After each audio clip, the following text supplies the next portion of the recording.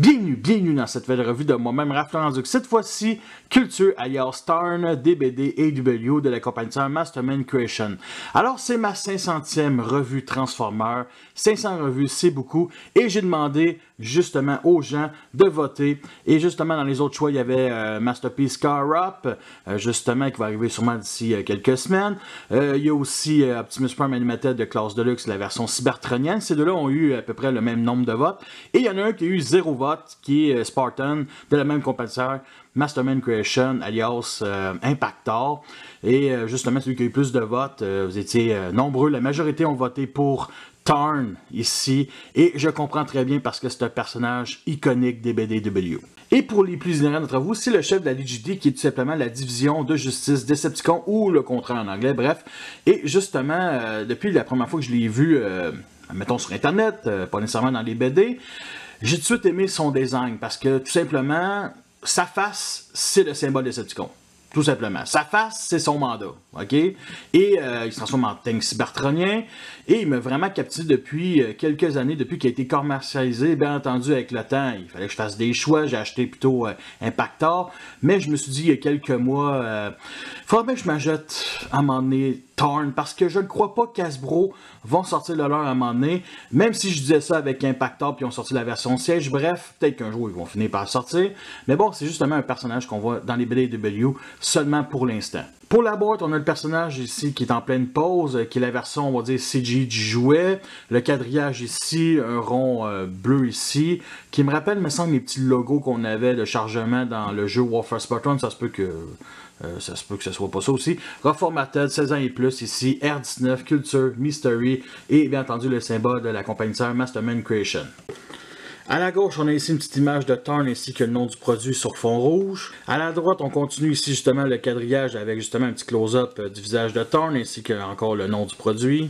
Au-dessus, il montre enfin la première image du produit. En dessous, il nous indique les réseaux sociaux qu'il y a pour les rejoindre. Au landau, il montre le mode alternatif ainsi que quelques poses qu'on peut faire, ainsi que le fameux rond bleu ici qui a l'air d'être un peu en 3D, donc ici sur un angle, puis ici un peu plat, un peu spécial, what the fuck là. La notice est en papier glacé, fait qu'il montre ce qu'il contient, il montre la transformation du mode robot au mode alternatif. Ce qui est en couleur, c'est bien entendu les étapes. C'est beaucoup plus clair que ceux d'Hasbro, ça c'est certain, mais j'en ai pas vraiment besoin, vu que la transformation est extrêmement basique. Les options d'armes ici, et justement, on a ici une petite bande dessinée avec les artistes qui ont contribué, ici justement. Fait que la première image c'est ça, sinon la deuxième image c'est celle-là. On a Tarn ici de dos avec une cape, je suis vraiment désolé pour l'éclairage. Ici on a un personnage avec la tête d'Ultra Magnus.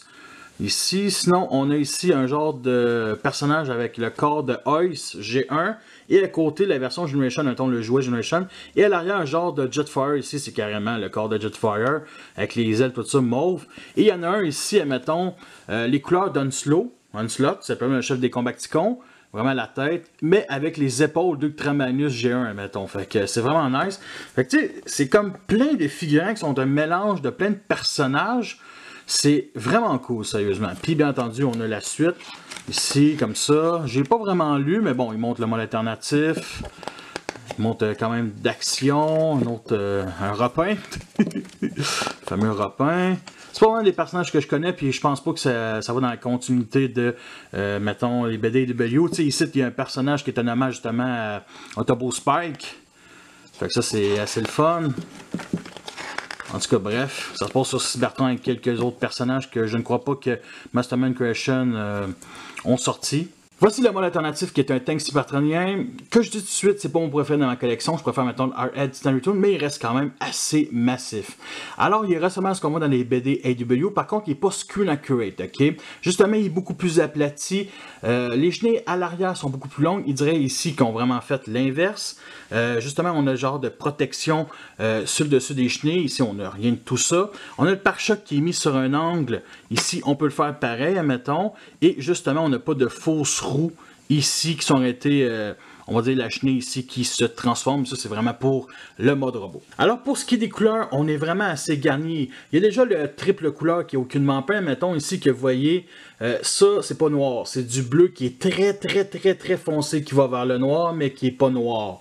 Je peux vous garantir, je sais quoi, un noir. Fait que, justement, on a ici du gris autour des chenilles qui est aucunement peint.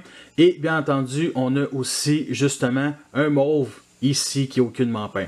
Alors pour ce qui est des peintures, on a du doré ici, mettons, à l'arrière, qu'on retrouve ici sur le canon, ici aussi. Le silver est omniprésent, fait qu'à l'intérieur des chenilles, ici, les griffes, sur le canon, à l'avant sur le pare-choc. Justement, on a aussi du rose qui est vraiment magnifique, qui est peint aussi, fait que sur les canons, ici, sur le pare-choc aussi. Fait que, qui est beaucoup moins présent, mettons, c'est vraiment la couleur la moins présente, mais il reste quand même très beau. Côté mix de couleurs, sérieusement, là, ces couleurs de Tarn, c'est très sérieux, c'est très Decepticon, c'est clairement pas un Autobot, ça c'est certain. Et dans les BDW, le symbole Decepticon est ici sur le pare-choc, et j'ai décidé de ne pas en mettre un à cause de sa face. Vu que c'est un third party, on a probablement la petite roulette ici en dessous des chenilles. Justement aussi, on a beaucoup de parties du robot qui est visible en dessous. Alors pour les armes, on a la tourelle ici qui pivote de gauche à droite. On peut monter et descendre comme ceci et on peut pivoter justement les canons. Alors on a aussi deux petits canons à l'avant, le fameux pare-choc, et on a des armes ici cachées qui sont dans les pieds, des genres de lance-missiles ici. On fait juste soulever ici le petit panneau et on a ici d'autres lance-missiles. Par contre, il faut déclipser le pied comme ceci. Fait que c'est vraiment nice, de couleur silver aussi. Malheureusement, à cause de l'énorme panneau ici, on peut remettre justement ici le double canon, mais on ne peut pas vraiment utiliser, on va dire, les lance-missiles secrets du milieu à cause du panneau qui est mis sur un certain angle. Fait que il peut en utiliser un au moins, justement. Puis ces missiles-là sont quand même assez écartés des canons. Et si vous trouvez que deux canons c'est trop, on peut venir les détacher et juste en installer un comme ceci. Et ça reste quand même assez badass. En comparaison avec un Megatron comme Wars qui est un class leader ici, alors vous pouvez voir que c'est beaucoup moins long qu'un class leader. Par contre, c'est une taille qui rejoint cette classe-là. Avec Impactor de la même compagnie de qui sont tous les deux les seuls que j'ai de cette compagnie-là, qui est vraiment à peu près un classe voyageur, mais assez massif. Fait que vous pouvez voir aussi, c'est la petite différence. Lui, c'est vraiment, mettons, entre classe ultra et vraiment classe leader. Et avec le tank d'Overlord qui est à peu près entre Deluxe et Voyageur. Nous sommes rendus à la transformation qui reste extrêmement basique. C'est vraiment digne de la gamme Sage. Là. Sérieusement, là, la première fois que je l'ai transformé, ça n'a même pas pris 5 minutes. Alors, première étape, on enlève ici double canon, on le met de côté.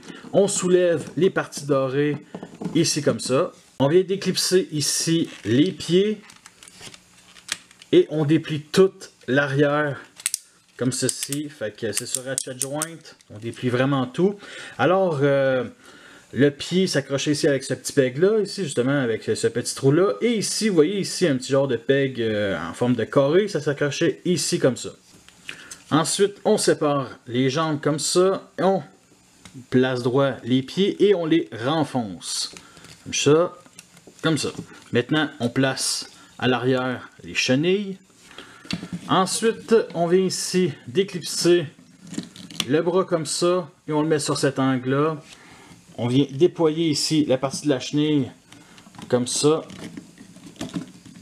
vraiment au bout, et on pivote sur l'autre chenille et on rentre un petit peu. Maintenant, pour l'avant-bras, on le déploie ici, c'est assez tête, on le pivote pour que la partie noire ici soit vers l'extérieur et on pivote ici la main et on place ça droit.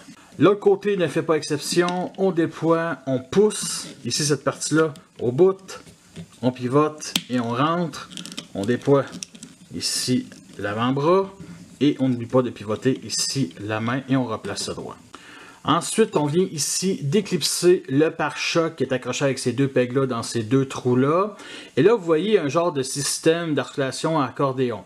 Fait qu'on vient ici rabaisser tout ceci et on vient monter ceux qui sont à l'intérieur comme ceci et on vient simplement clipser au torse.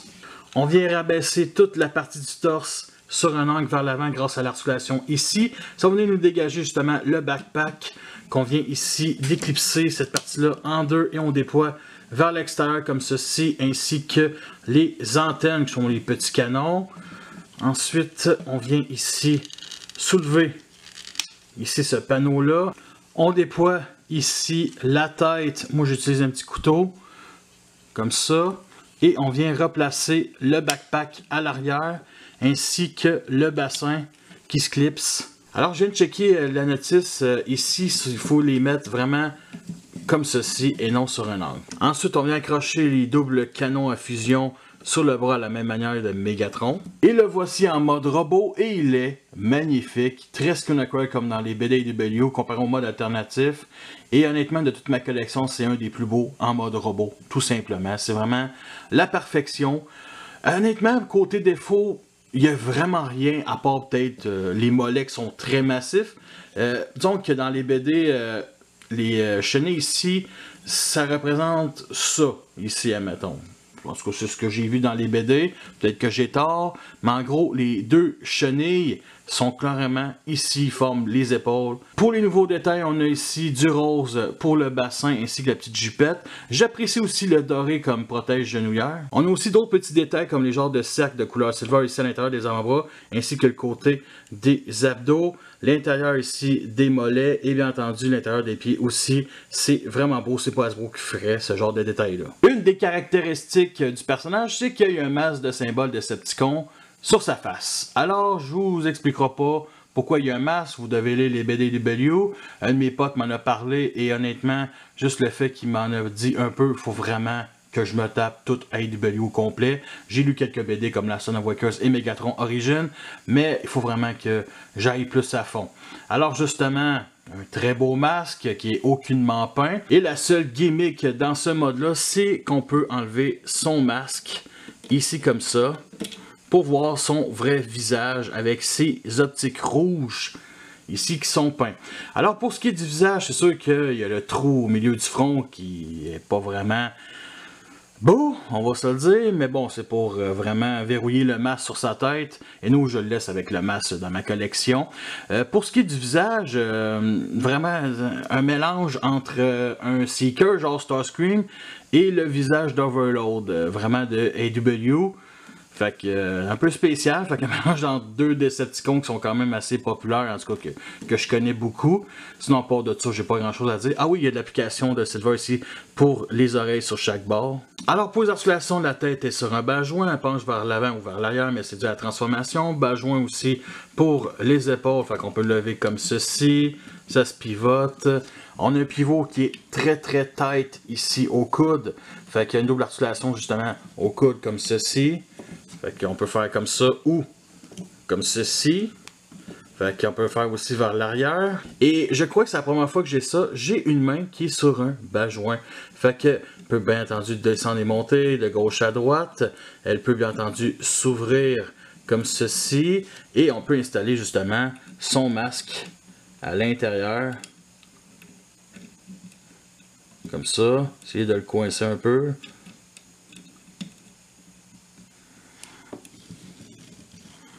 On a un pivot ici à la taille.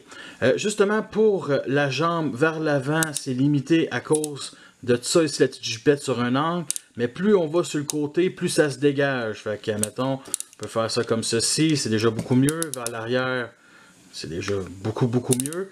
Fait qu'on a un pivot ici justement aussi en la cuisse. Sinon pour les genoux, on a un classique 90 degrés à l'arrière. Et bien entendu une autre articulation comme ceci, mais qui est due à la transformation. Pour les pieds, on peut descendre sur cet angle-là, vers le haut comme ceci, sur le côté, et bien entendu le bout des pieds comme ça. Alors justement, on peut venir tirer pour avoir une meilleure articulation sur le côté, comme ça, bien entendu, c'est dû à la transformation, et comme ceci. Alors pour les armes, je dois vous rappeler qu'il y a quand même des missiles qui sont stockés justement à l'intérieur de ses pieds, et il y a aussi justement ses griffes d'orteil qu'il peut utiliser pour donner un coup de pied dans le chest d'un Autobot ou un Decepticon. Et bien entendu, son arme principale, c'est son double canon à fusion. Alors, on peut venir l'enlever ici comme ça. Et malheureusement, on ne peut pas venir clipser mettons dans le même trou qui sert à stocker justement cette partie-là. Par contre, on peut venir l'installer ici dans la main. Ce qui donne ceci, et honnêtement, on s'entend-tu que c'est bien mieux sur l'avant-bras. En comparaison avec Overlord de la gamme Titan Retune de Class Leader, et j'ai envoyé une photo des deux côte à côte à un de mes potes et il me dit que ça fit parfaitement si on suit les BD AEW. Avec Megatron de la gamme Common Wars de Class Leader avec un symbole Autobot sur le chest, et à un moment donné dans les BD AEW, il apprend que Megatron est devenu un Autobot et disons que ça devient la cible numéro 1 pour la DGD. Avec Flowerwheel ici de la gamme Siege qui est un classe de luxe et Impactor qui est à peu près de classe voyageur et ça fit quand même assez bien. Les autres membres de la DGD ont été commercialisés par justement la même compagnie tierce Masterman Creation et honnêtement je crois pas que je vais la compléter. Ils sont quand même assez chers, c'est surtout parce que j'ai d'autres priorités comme beaucoup de kits d'armes. Et aussi, justement, d'autres figurines, comme, mettons, les autres Dinobos, on dit Fall of Cybertron. Fait que je vais acheter les Dinobos avant eux autres. Puis les Dinobos, ça fait quand même 3-4 ans que je les veux, mais que je retarde toujours de les acheter. Parce que j'ai plein d'autres kits à acheter, j'ai d'autres figurines, bref. Fait que je ne crois pas que je vais les avoir un jour. Disons que celui que je vais savoir, c'est Elex. Je pense que c'est celui avec, on va dire, l'excavatrice au centre, qui est, je crois, quasiment... genre plus gros qu'un class leader, mais tu sais les class leaders qui datent d'une dizaine d'années, là, fait qu'il va être extrêmement cher justement. Par contre, j'ai créé ma propre DGD avec d'autres personnages, d'autres figurines que j'ai dans ma collection. Que voici. Alors j'ai Lugnut, Smokeout et Breakaway que j'ai fait les revues dernièrement sur ma chaîne. Ici, ce Marauder est un petit clin d'œil justement à Nickel. Et ici, le petit Ravage Voltron, ça vient de la compagnie tiers X2 que j'ai acheté avec les jumeaux. Et ici, Dropshot à la gauche, qui est un Decepticon qui est apparu justement dans les BDW à l'aile Megatron. Fait que, bien entendu, ce n'est pas la DGD comme on connaît dans les BD. Mais j'aime bien cette petite équipe-là, sérieusement. Voici le genre de pause qu'on peut faire. Nous sommes rendus à la fin de cette revue. J'espère l'apprécier. Vous avez les pour et les contre. Alors, je vous recommande cette figurine-là. Surtout que c'est la seule de Tarn qui se transforme de cette taille-là. Alors, justement, je l'ai pogné sur eBay au coût de 230 $ canadiens avec les frais de transport. Et sur les sites internet, c'était 150 sans les frais de transport. Et justement, je l'ai acheté l'automne passé. En sachant pas qu'elle a été rééditée cette année, justement, cet automne, avec d'autres membres de la DGD, fait que c'est quand même acceptable comme prix pour une figurine que, je dois vous rappeler, qui était discontinuée, donc c'est sûr que les prix augmentent. Alors, justement, la qualité de plastique est excellente. J'ai pas découvert avec cette figurine-là, j'ai découvert avec Spartan alias justement Impactor, fait que vraiment de haute qualité. Ma galerie photo sur Facebook, le lien va en description. Comme d'habitude, justement, j'ai beaucoup aimé ça, que ce soit la 500e revue, fait que je vous vois justement pour la 600e, je vais sûrement répéter la même expérience, le votage, tout ça, dans 2 ans. Et justement, vous voulez tous m'accrocher, vous savez déjà tout ce quoi faire. Mais tu sais, je vais le dire pour une fois, likez si vous avez aimé la vidéo, commentez si ça vous intéresse, partagez-la parce que ça va être sûrement la seule en français. Fait que c'est ça, puis abonnez-vous pour les nouveaux. Fait que merci à tous d'avoir écouté cette revue-là. Fait que sur ça, je vous laisse et à la prochaine.